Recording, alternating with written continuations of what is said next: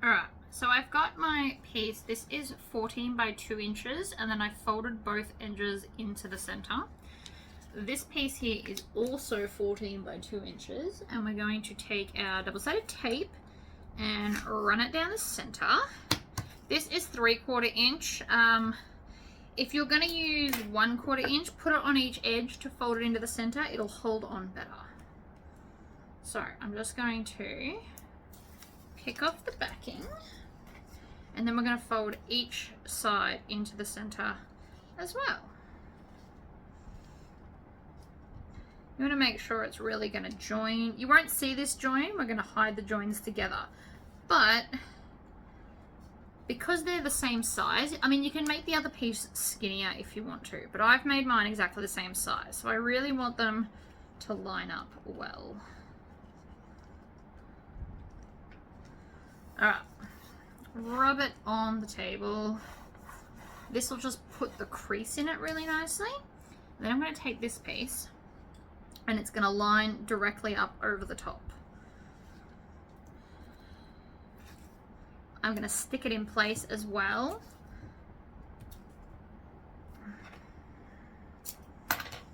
Because otherwise it will shift.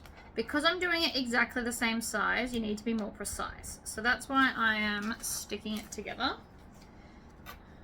And I'm not worried about the raw edges because they're going to be hidden in the little clamp. So I don't have to tuck anything under. I just have to make sure that everything is perfectly lined up. Like that. Alright, so from this side, it's good, and then that side, it's good. I'm on a size 4 stitch length, and I'm going to back stitch just out of habit, and then stitch along the edge at 1/8 of an inch. And you won't see this, but I'm going to go across the end just to get to the other side. Also going to make sure that this is perfectly lined up.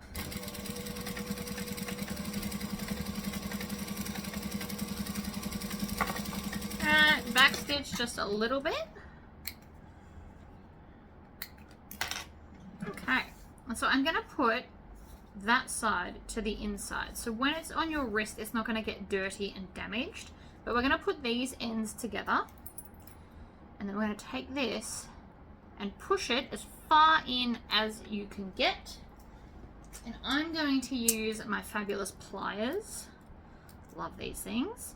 And I'm going to squish it with 2 hands together. And then I'm going to pull on it to make sure that it's not going to slip off, because that's obviously important. I've also got like a single hair. There we go. So that's quite tight. I can't pull that any tighter. So that's that bit done. You could just leave it at that, but I'm excessive, as you very well know. So let's do some more. So I've got a little pom-pom, which is in the same kind of color range. In a perfect world, I would have had orange, but apparently I just don't have any. I'm also going to take these little key rings, and if I can, I'm going to open this up. I might need to get some pliers for this. Or even my side cutters, just to open up the gap. Because there is a gap, and this, hopefully, will help me open it. There we go. So with that, just that open, I'm going to slide it back onto here. And then all of these pom-poms have this little kind of elastic bit right there. So I'm going to feed that through there as well. If you lean the pom-pom on the table, you don't have to fight the weight of it, which I find much easier. And then again with my pliers, squish it back together. You can also just use jump rings instead. That is an option if you have them.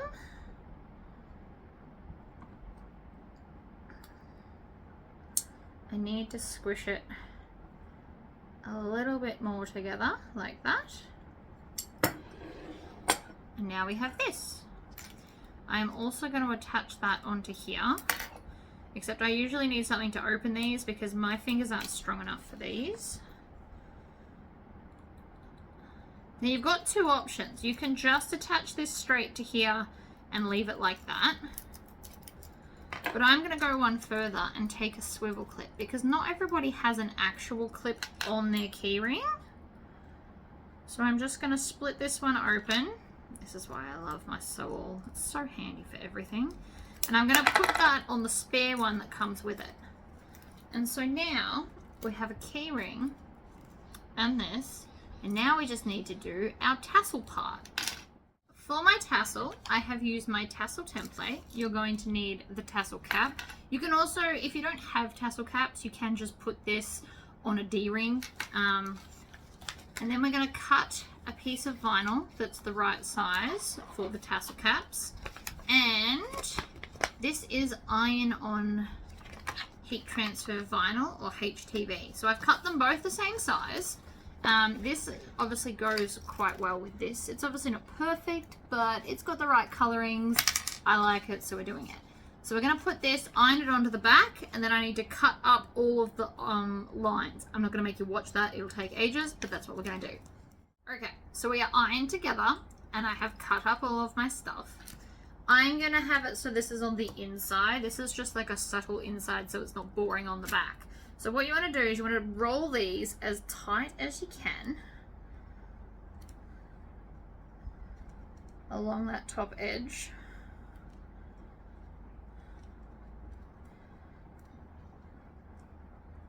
You really want to push it and squish it. The tighter it is, the easier it will be to get into your tassel cap.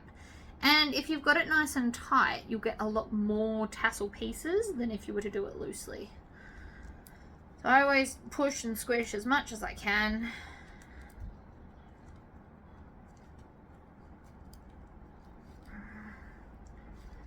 You gotta also try not to let it, see how mine's kind of rolled up? You also want to shove it so it's even. Even is good.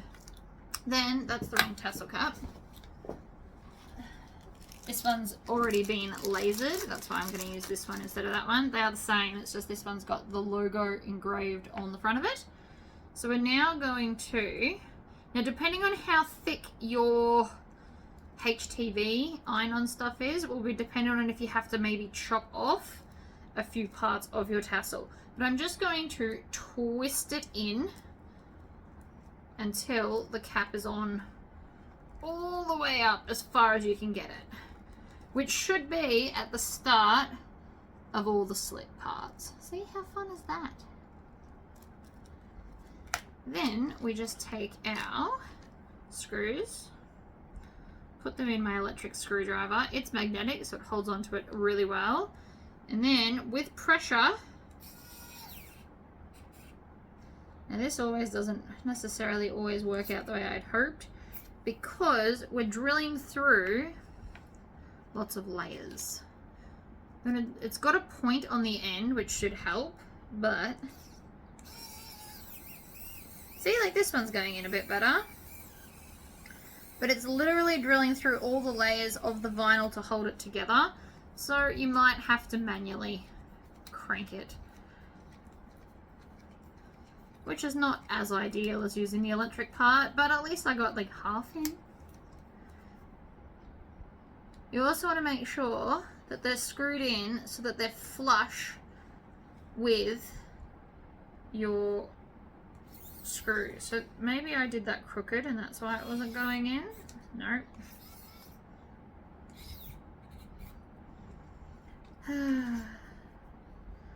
Alright, let's try a different angle.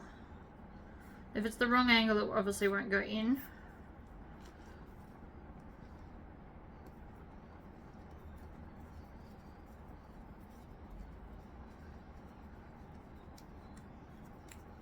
Doesn't look like it's going any further.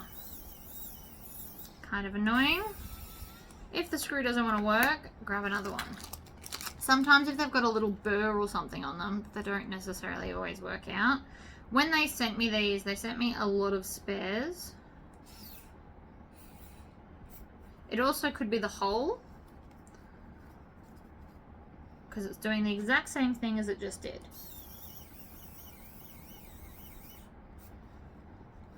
Not going any further. That's just a loose nothingness. How annoying. I do still have to get the last of this part in. The screws are going to be the death of me. Normally this just works so well, and today, no deal. But I do think it needs a tassel, because otherwise it's just too fluffy.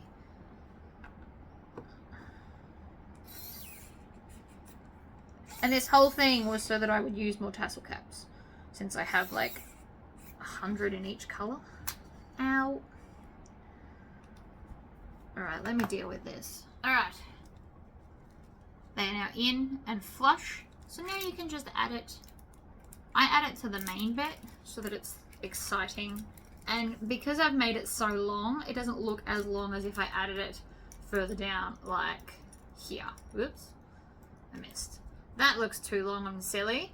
So I put it up on there. But I mean, you can obviously clip it wherever you want. But that is now a cute little accessory that will go with any bag, because you can do the same principle with all the colours.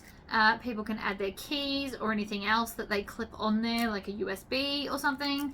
It's got a fun tassel with exciting backs. If you don't have HTV and you don't want to buy it, you can also paint the back of it. But I think that that matches really, really well with the bag. So there you go, guys.